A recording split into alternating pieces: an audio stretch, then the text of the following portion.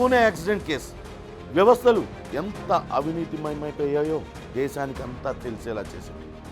Minority తీరినవాడికి మద్యం అమ్మకూడదు, కానీ అమ్మారు. మద్యం మత్తులో వాహనం నడపకూడదు, కానీ నడిపాడు. లైసెన్స్ లేనివారు డ్రైవ్ చేయకూడదు, కానీ డ్రైవింగ్ చేశారు. లైసెన్స్ లేని వారికి వెహికల్ ఇవ్వకూడదు, కోట్లు ఖరీదు చేసే కారు కొనిచ్చారు. మద్యం మత్తులో లైసెన్స్ లేకుండా 200 కిలోమీటర్ల వేగంతో యాక్సిడెంట్ చేసి 2 ప్రాణాలు తీశారు. బ్లడ్ శాంపిల్స్ మార్చేసి మద్యం తాగలేదని నివేదించారు డాక్టర్లు. చూసి చూడనట్లుండాలని అధికారులకు ఫోన్ చేశారు డిప్యూటీ సీఎం. నిందితుడిని విడిపించేందుకు ఎన్సీపీ ఎమ్మెల్యే సునీల్ టింగరే పోలీస్ స్టేషన్కు అర్ధరాత్రి పరుగులు తీశాడు. 2 ప్రాణాలు తీసిన వాడికి మైనర్ అంటూ బెయిల్ మంజూరు చేసింది న్యాయ వ్యవస్థ. రోడ్డు ప్రమాదాలపై 300 పదాల వ్యాసం రాసి 15 రోజుల పాటు ట్రాఫిక్ పోలీసులతో కలిసి పనిచేస్తే చేసిన తప్పు ఒప్పు అయిపోతుందా? పోయిన ప్రాణాలు తిరిగి వస్తాయా?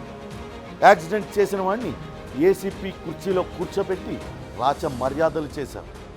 తల్లిదండ్రులు పిజ్జాలు తెచ్చి తినిపించారు. మృతుల బంధువులు స్టేషన్ బయటే పడిగాపులు కాస్తున్నారు. బ్లడ్ శాంపిల్స్ తీసుకోవడానికి డిలే చేశారు డాక్టర్. 9 గంటలకు నిందితుడిని ఆసుపత్రికి తీసుకెళ్తే 11 గంటలకు శాంపిల్స్ తీసుకున్న శాంపిల్ చెత్తబుట్టలో పడేసి ఆ నిందితుడి తల్లి రక్త పరీక్ష చేశారు. తప్పు చేసిన డాక్టర్లు డిస్మిస్ అయ్యారు. బెయిల్ ఇచ్చిన juvenile justice board judge L N Dhanwade ముఖం చాటేసి తిరుగుతున్నాడు. కొడుకును కాపాడటం కోసం చేసిన తప్పు తండ్రిని దోషిని చేసింది.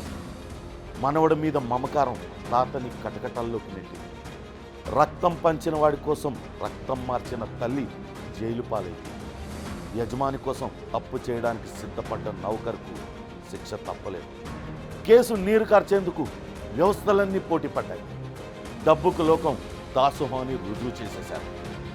యువత మేలుకో, అవినీతిని తరిమికొట్టు.